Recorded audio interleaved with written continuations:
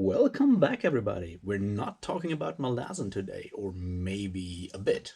Uh, anyway, I was thinking what to do today, and I didn't feel like doing Memories of Ice Book 2 Part 1 today, because I still need to process some of that stuff mentally to figure out what I think about it. And I figured what else to do. And then I thought, yeah, let's do something more on mythology. And then I sat down and opened like three academic books on religion in classical Athens and stuff like that.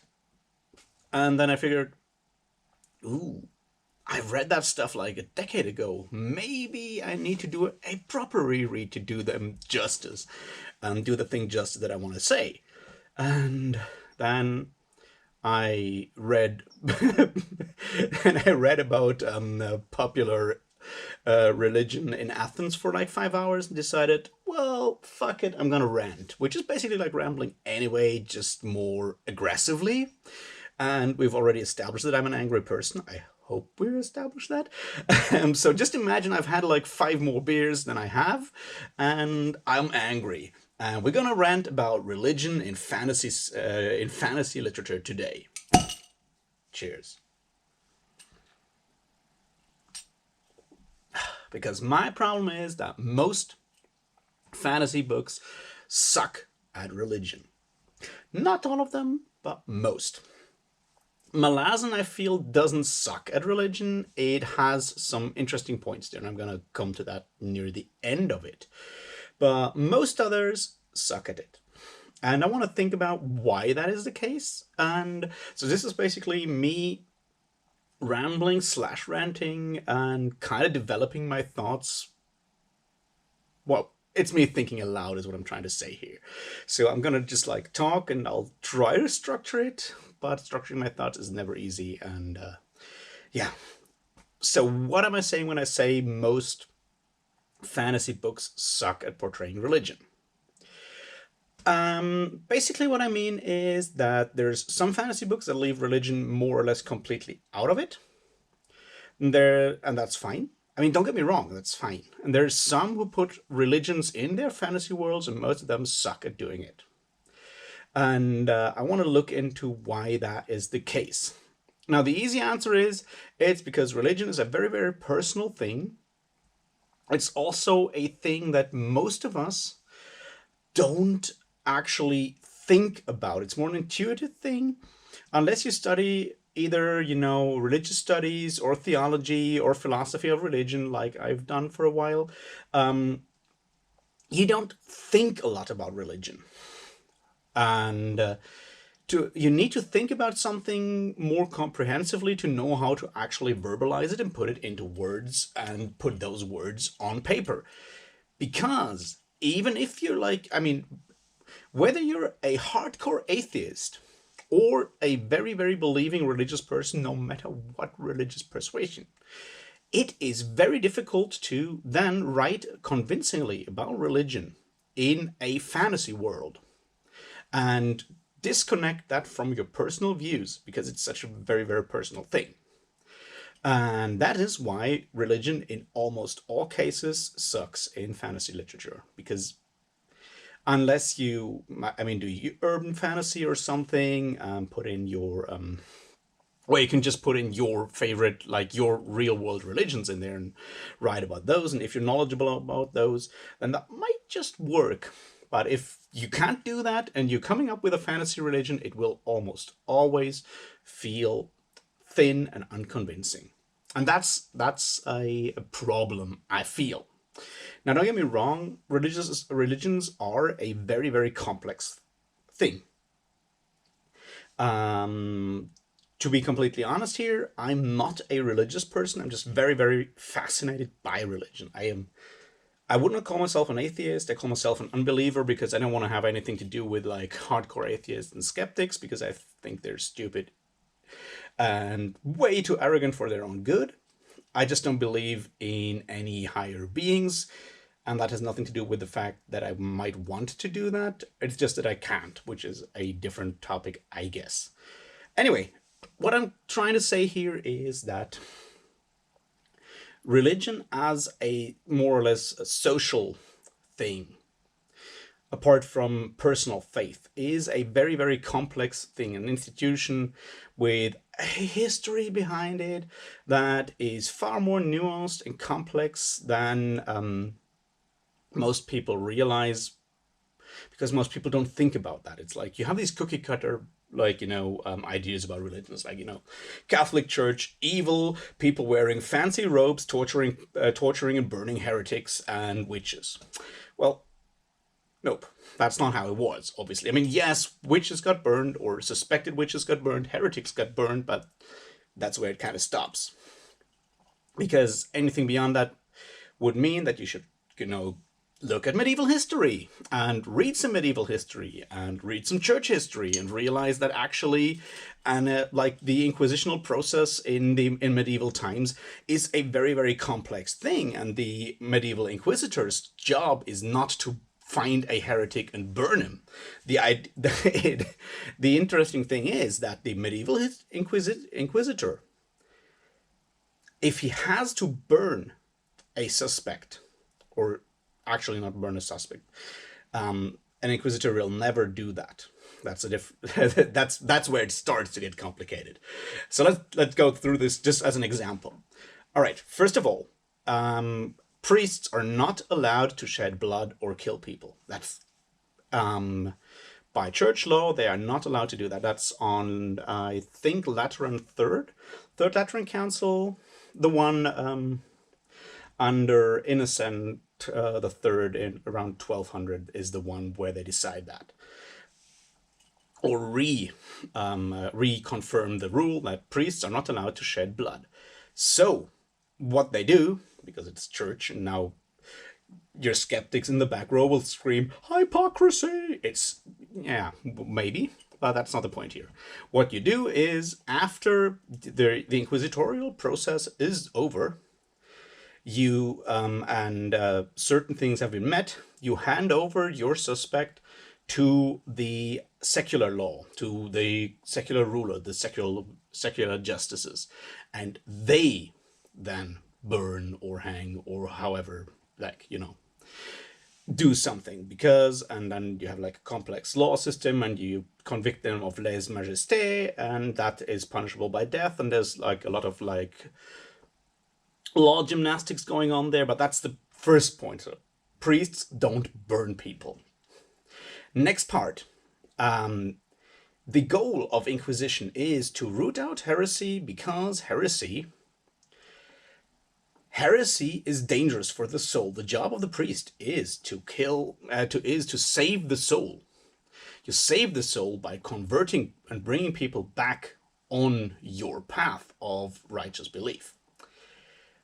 If that is no longer possible, that's when you basically give up. So every person killed by an inquisitor or handed over to the secular authorities for killing, for execution, is a failure for the proper Catholic inquisitor. That's not what you put in your fantasy book. You put in there like the evil inquisitor smirking and burning people at the stake, like Umberto Eco did in Name of the Rose. But Umberto Eco did this as a joke, but most people didn't realize that he was just poking fun at medieval fiction and stuff like that. Anyway, what I'm trying to say there is we usually have very, very cliche depictions of religion in fantasy fiction. I'm going to like pull up a few of the classic examples, see how they handle religion, look at why that is the case and how, if it works or not, and then I'll rant on. Sorry, this is rather unstructured even for me. I just felt that I should put this out first, so I can then build up on that when I come to the religion stuff in Malazan and mythology stuff in Malazan, because it kind of connects to that. So, how to continue? Classics. Lord of the Rings. There's no religion in Lord of the Rings. Now we all know, or I suspect we all know, that J.R.R. Tolkien was a devout Catholic at a certain point in his life. Not always, but he came to that. He's a devout Christian. but he manages to keep faith and religion completely out of his world. There's no one prays, never ever. Like, yes, you read the Silmarillion and you have this whole Genesis story there with Ilúvatar and him, like, creating the Ainur, and they're singing and then creating the world and coming in. You have that structure in the world, but no one, goes and thanks the Valar every day for I don't know, knocking down Melkor or whatever. You don't do that. The whole concept is kept out of the fiction. There's reasons for that. One of the reasons I suspect is that it's a private matter. I know there's been like super long discussions between J.R.R. Tolkien and C.S. Lewis on the matter, because Lewis was also very devout and he put a lot of Christian imagery in his Narnia books. And they argued about that. I just haven't read those discussions because I'm not that much a fan of Narnia. And I don't have unlimited time to read stuff, I suppose. The other part is that Tolkien obviously modeled large parts of his writing on mythology, on certain mythology.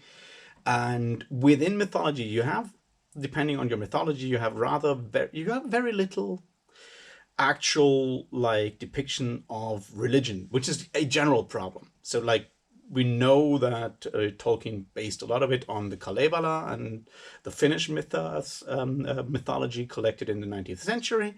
And the Kalevala is, I've read it, there's a few depictions of certain rituals, like a marriage ritual and stuff like that, but there's no concept of, like, there's no depiction of religion or religious rites in there. This just doesn't happen because it tells the stories of those mighty people who might just be kind of gods or super or heroes or whatever, first heroes, that kind of thing. Quick aside, the whole Tano spirit walk, I think, in Malazan, and them singing, like having songs as spells, is very, very Kalevala, because that's basically how magic works in that Finnish mythos. It's like people singing at each other, which is just so good. There's like this one thing where those two guys are driving this, remember, this is Finnish mythos, so they're driving along this narrow path. On the one side you have I'm butchering names now, Väinämöinen, who is like the kind of main character of the Kalevala mythos, and he's driving along this narrow path on his sleigh, and on the other side you have this young angry guy from the Northland called Joukahainen, I think. And the path is too narrow for them to actually, pass each other. So they have to stop, and one of them has to move aside to let the other pass. And to figure that out, they are not fighting with swords, although they probably have weapons. No, they sing at each other. And it ends up with one of them singing, Väinämöinen singing the other guy into the ground and singing. Yeah, magic works as a song in the Kalevala is what I'm saying, and I got sidetracked already. I feel bad. Just, put this aside as something you can tell people at parties once we are allowed to have parties again. Apart from that, what I was trying to say is, in a lot of the myths that Tolkien based his stuff on, or that he used as models for, I think that's a better thing to say, used as models for his stories, the depiction of religious rites or religion is not a part of that. So it doesn't show up in The Lord of the Rings or the Silmarillion. What we have there is obviously stories that have a moral impact or have moral import and might teach morality, which is something that mythology always does. I mean, not morality like only a good and evil part, but, teaches what I've said before in other videos, teaches us, like gives us answers to the questions of what it means to be a human being or how to live certain parts of our life. That's the kind of thing that you can draw from Lord of the Rings if you want to. There's role models in there and stuff like that, but you don't need religion for that, so it doesn't show up. All right, so this kind of fantasy tradition doesn't have a lot of religious imagery or whatever in there. Then we obviously have C.S. Lewis, who's big on, like in Narnia, on religious imagery there. and making this more overt. And I would say C.S. Lewis is better at it than some of the more modern, devout Christian fantasy writers. Um, but yeah, it can come across as rather heavy-handed. Then we have, like, when we go like look at those kind of this area, this time of writing fantastic fiction, I guess, we have to come to my favorites from the pulp era. Their religion is never really explained. Yes, Robert E. Howard has gods, he has priests. Clark Ashton Smith, the same. But their depiction is rather like they have like a more polytheistic kind of world. There's no real world building structure behind that. You have those gods that are rather easily like stand ins for gods from our world or whatever, and they're just like, religion doesn't play a big role. Priests are mostly there to be robbed and murdered because almost all of them are evil, unless they're the priests of Mithras in Conan's time, and that works because Mithras is basically the Christian god made even more cookie cutter than in more children's depictions. Like he's the wise white bearded guy, old guy in the sky, basically. Not, I mean, I'm super simplifying there. And the other kind of good god in Howard is Azura in the what's the story name? The Hour of the Dragon, and that one, it kind of feels off because suddenly you have good priests and they're helping Conan and stuff like that. It kind of actually feels a bit off because mostly priests in sword and sorcery stories are evil, corrupt, and serving kind of corrupt beings who are worshipped as gods but are either non-existent ideals or just your weird outer world beings, where this whole Cthulhu mythos, Lovecraftian mythos kind of thing comes in, sort of. I mean, I'm very, very much generalizing here. This is very, very rough right now. But that's sort of the thing. You have priests, and it's just assumed that you have an image in your mind what a priest of a certain god is. He's most likely wearing robes of a kind, usually silk, and he's most likely decadent and slightly evil, and he's either in it for the money or for the blood. Because, yeah, that's how it works in Sword and Sorcery. It's just one of those themes, but there's no religion actually in there. There's no structure. You don't know if people actually believe that or what people actually believe. You just have that depiction of, like, they go there, they're all like in ecstasy and sacrificing someone to whatever giant ape, tentacle monster, or whatever you have. And that does the job for the kind of story that those people are telling, but it doesn't give you anything about religion. But on the other hand, since a lot of that world building is also rather sketchy and it just relies heavily on you, the reader, actually filling in the blanks with what you remember from your history classes or other readings or whatever, that works because, yeah, you have an image in your mind when it says like corrupt, overweight priest in silk with a big dagger trying to kill scantily dressed female in a theatrical scene designed to win the cover illustration. You basically know what this will be like because you've seen all those other cover illustrations and so forth, right? Anyway, let's leave those kind of things behind.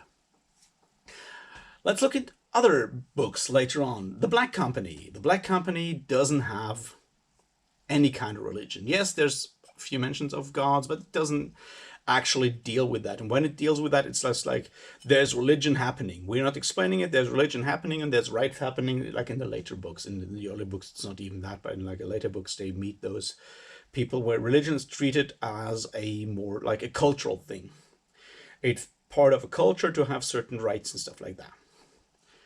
And it never even deals with the fact, are gods real or is God real or not, and how do you relate to that. It's just like ritual that has to happen because it's part of a certain culture.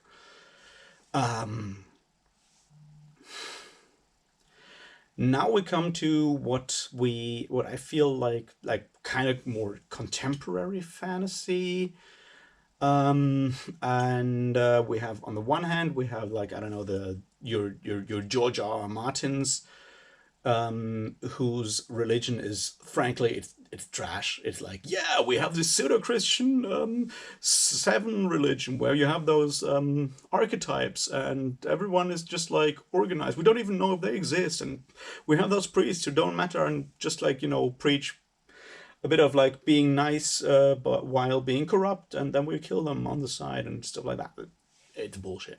And we have the whatever, like, faith in the old gods. It once again, it's rather sketchy, and Martin once again relies very heavily on his general.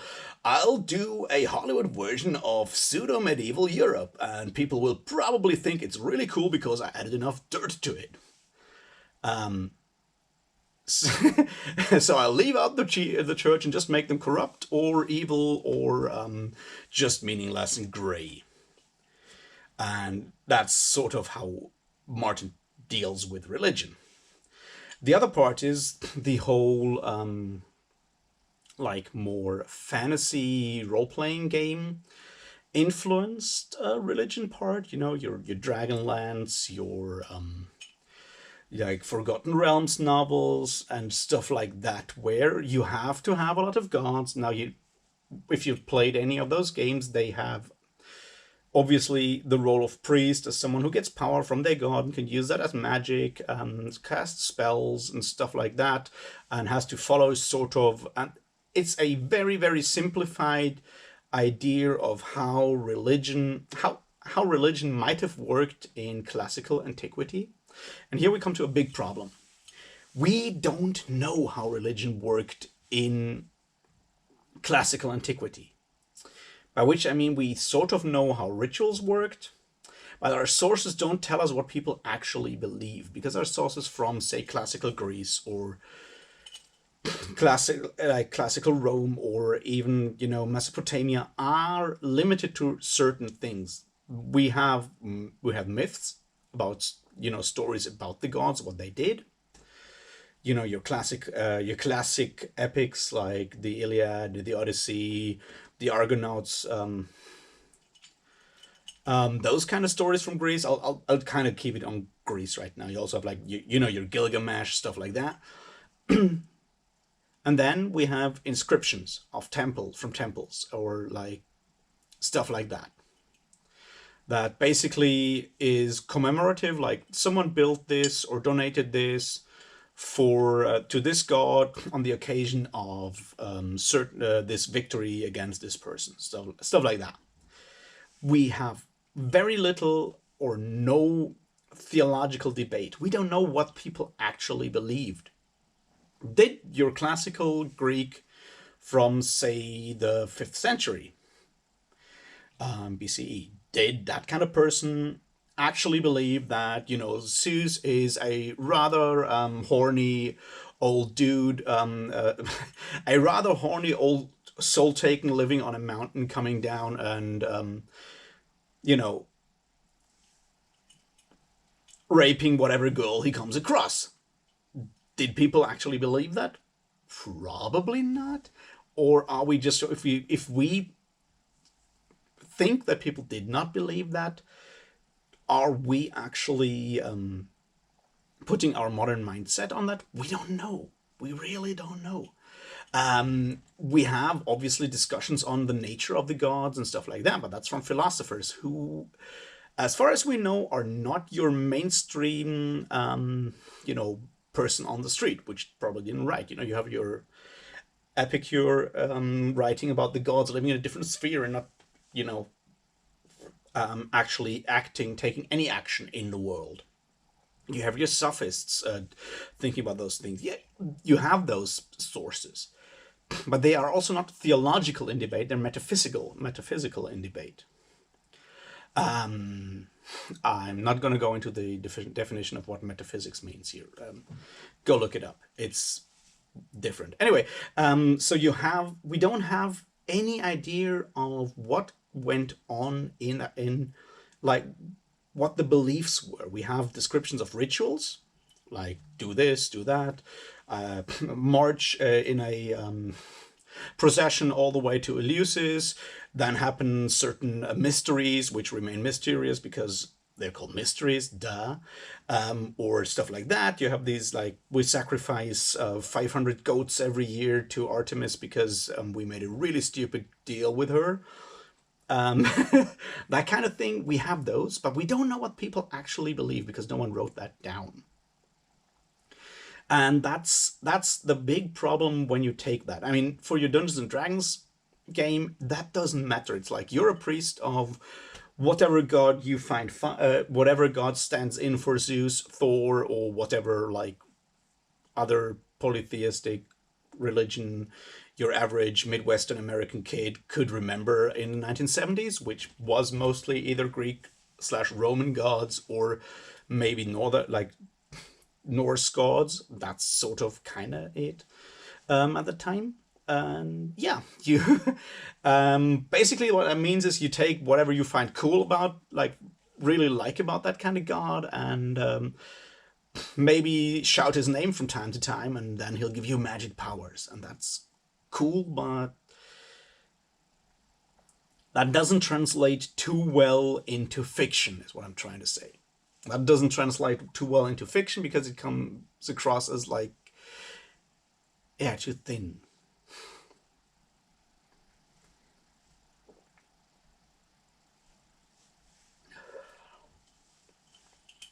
So we come to, other fantasy works where you have a more heavy-handed like Christian influence there, but which is not allowed to be Christian. So you have your one god doing whatever your one god is doing. And we name him the one god, and he's all for peace and love and happiness and whatever your average more devout Christian in the 1980s thinks makes God God, and then you put all of that into fantasy terms, and then you get your King of the Hall of the Dragon King, Stephen R. Lawhead kind of novel, which is terrible. Let me just tell you that, because it's so heavy-handed in a way. I mean, I don't mind Christian metaphors in books. That's not what I'm trying to say here. I'm just saying it's very difficult to make your religion believable because on the one hand, if you make it polytheistic, model it on classical, like Mediterranean antiquity, or even some other classical, you know, ancient mythology, what you get is the tales of the gods. And if you're really, really lucky, a description of a few rituals. We don't even have that for Norse gods. We just have those few rune stones, and we have those Eddas who were written down by people who are already Christian. Same for Celtic mythology. That stuff is all those sources are either Julius Caesar making stuff up or Christians making stuff up because they're not exactly your actual Celts who believe in that stuff. And that's like your other part is like in a lot of like situations you have your druids and like, yeah, what's a fucking druid? Can you please explain? And don't tell me he's a guy wearing a nightshirt and having a golden sickle to cut down mistletoe. That's cool in Asterix. But that's not how that works. And when you look at like, I don't know, Shannara or something like that, and you have your druids there and they worship nature, and then you get whatever vague 90s, like late 70s, early 80s, new age nature worship bullshit in there that will never be defined. It's always assumed that you put something in there because writing a believable religion and writing believable faith is really, really difficult. Now, what can you do? You can, of course, take influence from the real world. You can go if it's a focus of your world and if it's actually important, you can structure your religion according to real world religions. what you should do, and what makes it more, I guess, more realistic or feel more deep in a way, is you don't take the actual tenets or whatever of your religion of choice. You don't have to do, like, I don't know, go full on scholastic philosophy and Christian thinking of the 12th and 13th century. What you should do is look at the actual structure of those people, of those institutions, and kind of transfer them or take out ideas from there. And what you need to do is you need to take those religions seriously. And that's, I fear, the kind of heart of the matter is that most people have a problem with taking religion seriously if it's not their own personal faith. And taking it seriously in a way that means describing it and describing faith of those of people in their fantasy literature in a believable and respectful way. By respectful, I mean not that you can't that you can. I don't mean that you can't criticize faith or religions for their tenets, because of course you can. But you have to understand that. But you have to show in a way. You have to show respect in a way that the characters who are religious and believe in your fantasy story do so for a reason, and that reason is most certainly not, well, they are kind of simple and need an explanation for why the world works the way it works and how to deal with misery. Yeah, you can have like one or two people, but if every religious person in your world is either super smart and has realized that the gods don't exist, or whatever, and or is a dumb believer who just does that for psychological reasons, then you have a problem, because faith doesn't work like that. The other big part is, do you actually make your gods real? And what's that? That's like the next big question that I suspect a lot of authors kind of shy away from, because it's kind of difficult to actually do that in a respectful and realistic kind of way. But okay, I'll go to that in a minute. I'll just finish the whole respect to your faith and so forth. Because the important point is, religion in your gaming world should work and should be realistic, no matter whether gods actually exist in your world or not. And a lot of people kind of misunderstand that. It's like, even if you as the author know that God or gods don't exist, but you have people believing in your world fictitious gods. Like, of course they're fictitious because you made their whole world up, but even within that cosmos, they are fictitious.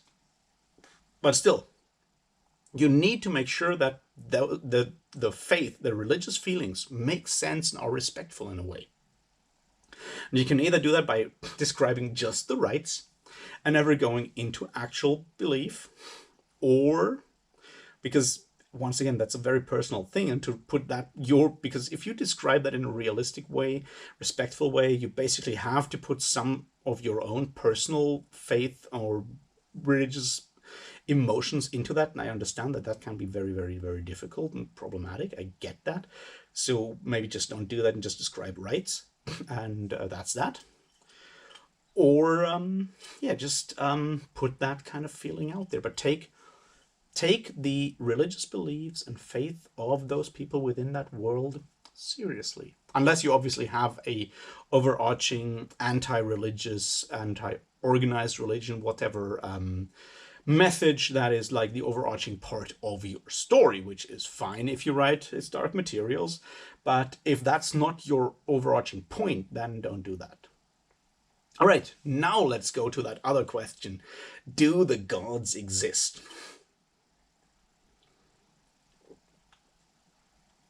And that's a big one. Obviously it is, but what I'm trying to say here is the actual metaphysical consequences are vast. And they can make certain things easier and certain things harder. But you have to be like, think through those things. And I guess a lot of books don't do that. Once again, look at George R. R. Martin. Do the gods exist? Like, okay, quick aside, I've only read the books, I've not watched the show. So I don't know how the show ends on that, because who the fuck cares? No, what I'm trying to say is within the books, so far, it's not exactly clear. Like, of course, you have the year seven, and they don't have any religious power, like any magical power whatsoever. It doesn't matter whether the seven exist or not, or whether they're just like, ideals strive to, or whatever. That doesn't, yeah, fuck that. Not important. We need to talk about that, like, fire god, whatever thing from the east, south, and there's so many problems with that I can't get into right now. But the point is, we have that priestess and she does magic. We have that other priest, I forget his name, that runs around with a Dundarian dude or whatever. And apparently they can do miracles. Where do they come from? Are they just deluded sorcerers or manipulative sorceresses? Or does that god actually exist and their faith give them the power? We don't know. It's fine that we don't know, but it's something that where we come to that point where do gods exist and what kind of consequences does that have? Because when we go back to your average like gaming fantasy, I call it gaming fantasy now, like your R.A. Salvatore or your Tracy, your Hickman, whatever. What's the other person's name? I keep forgetting. Weiss. That's the Weiss / Hickman, Dragonlance or whatever. Those canonically, those gods exist. They manifest. They show up and they give people power. And that's a big consequence there, right there for your religion. Because once you know your God exists and can, like, literally show up and punch you in the face if you do something wrong.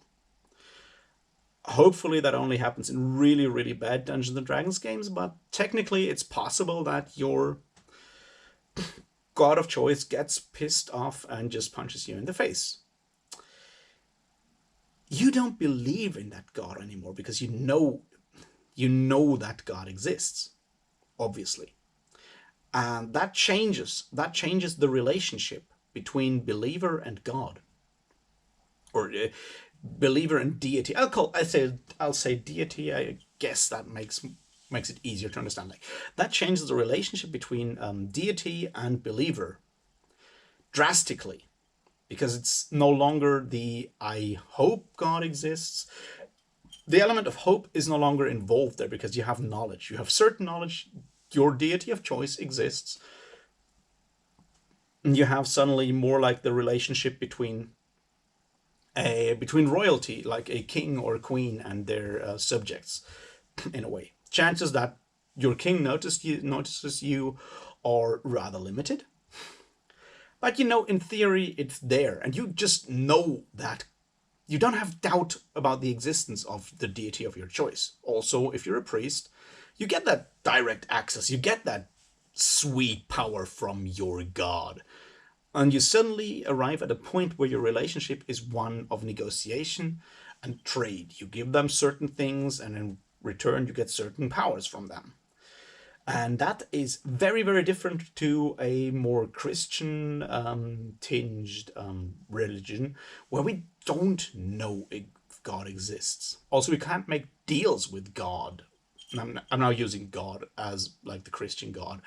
I suspect it's rather similar with Islam. It's slightly different with Judaism as far as I understand it. That is there's historical reasons for that, and I'm not an expert on the Old Testament, as I've said before. So the fact that, yes, you can argue with the Old Testament God is something that your average Christian can no longer believe in because we've moved beyond that. And that's just to be sure, this doesn't mean that it's better. I'm just that we've moved past that. I think that's better. Beyond gives this like, oh, it's better. No, it's not better. It's just different. The point that I'm trying to make is you can't actually make a deal with your average Christian God, because while you, as a believing person, obviously are certain that that God exists, there's no literal proof anywhere. Like, yeah, I know people say that, but there's no evidence. God doesn't show up and punch you in the face. Zeus just might, if Zeus exists in like the world that, or I shouldn't say Zeus, your average Dungeons and Dragons god, Tempest, that stupid barbarian god. Tempest might just show up and punch you in the face if you deny his existence. God doesn't do that kind of thing. And the consequences, that's the kind of difference I try to make here, I try to explain here. And that is something that makes the organization of religion more difficult. And that's something that doesn't work properly. I mean, that kind of works on a very, very thin surface level in a lot of Dungeons and Dragons, or like these gaming fantasies, because you have those temples, you have those acolytes, and they follow certain tenets of their god. But there's no theology in there. It's like there's no theology involved there, because yes, in theory you can just ask and it will happen, whatever. You have a direct. You can just ask your god of choice what he thinks about X or Y. So a priest in that kind of is a priest or follower of a certain god in that kind of world is reduced to ritual and direct, more or less human relationships, like conversation in a way. And that's fundamentally different from actually belief, because you don't need to believe anymore in Tempest. You know that guy exists, and there's certain forms you can use to communicate and deal with that deity in a way. And to bring this around in a way, let's go have a quick look at Malazan. I'm going to expand that and go deeper into that because I think it works rather well. We know that gods exist in the Malazan world. They actually exist. There's no uncertainty about that. It's not like people believe in a deity. We never know if that deity shows up or not. We know they exist. They have a stake in the universe. They follow certain rules within the universe. So that's more akin to your classic, classical like polytheistic world, like religions, if we could call it religions within the within like our world. So it's more comparable to classic antiquity, like classical Greek gods or Norse gods in a way. You have this kind of idea that gods represent certain aspects of the world. They are not exactly directly responsible for, like, putting down lightning or whatever, although those things obviously also are part of it. But mostly they are different aspects of the world that we live in, which is cool. And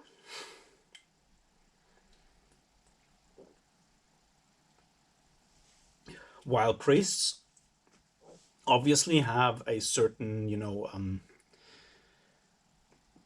they can draw on the power of those gods in a certain way, and by following the aspects, or like devoting their lives to certain aspects that are near to those gods they follow, is what I'm trying to say here. That doesn't, I mean, you don't believe in those gods, you just know they are there. And that's, like, I think the big difference, which makes it so much better, feel more real for me. It's like your average Malazan person knows that those gods exist. They don't go, they curse with those god names, but they accept that all those gods exist. They just make deals with certain of those gods when they need something specific in a way, which is very similar to what you have in your Greek religion, as far as we can tell. And I'm going to talk about that in a couple of days in more detail, once I've reread certain books. Anyway, there's that thing. The other part is, what makes the Malazan world feel so real is that some of those rites that are related to some of those gods are very much integrated into society in a way. We see that in those smaller things, when you have the Gederon fate, or like the Gederon idea, when they drag out Vendere and Hunter out of the gate, and the beginning of spring and the end of winter, and you have that situation at the beginning of Deadhouse Gates with the Hour of Blood that's related to the religion of Hood and stuff like that.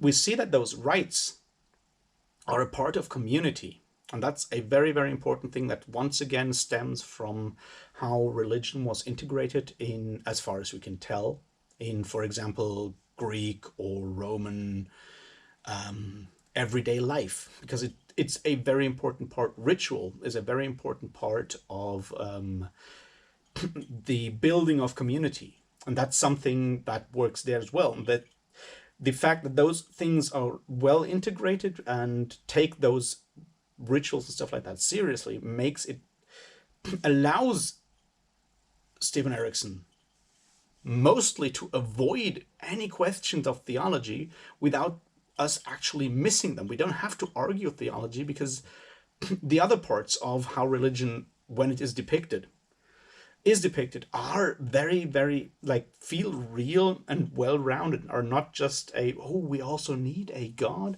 let's just pick Zeus, give him a different name, and then let's pay 1,000 gold pieces for the resurrection spell kind of thing. Or the other way around, where it's like, oh, it's the one god and he preaches goodness to everyone, and we'll just leave it at that because I don't want to put any more effort in there, because it's either I don't believe in it myself, or I'll just I can't put my inner, like, faith related emotions into the book.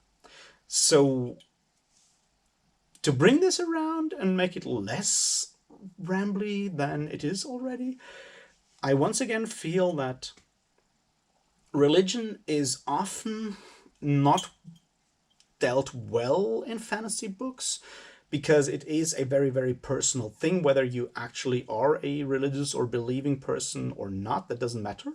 It's both of those are a very personal thing that make it very, very difficult to actually leave behind our personal convictions and still take the concept of religion that is different from our personal religion, to depict that thing in a serious way, not professional, but in a serious way, in a fantasy context. That's just very, very difficult to do, because there's so much so much personal convictions hanging off of that idea of religion.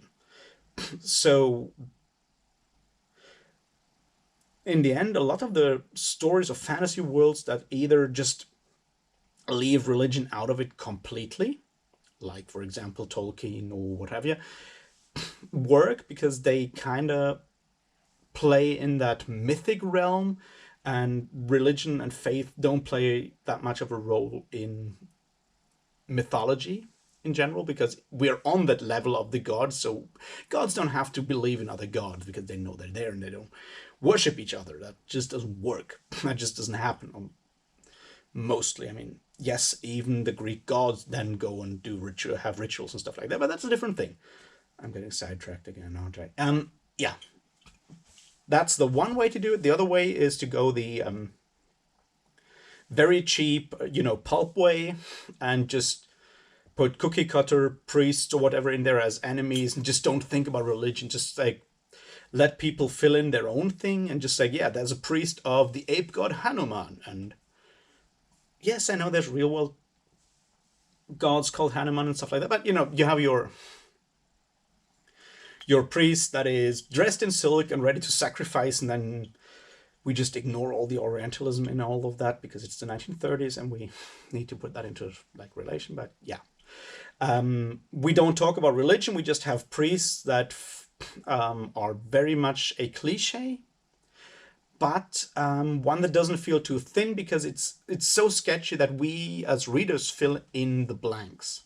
The problem comes when we don't need to fill in the blanks because someone has already thickly painted over the cliche of whatever religion they are using in their game world, or book world, like fictional world. That's where the problem comes from.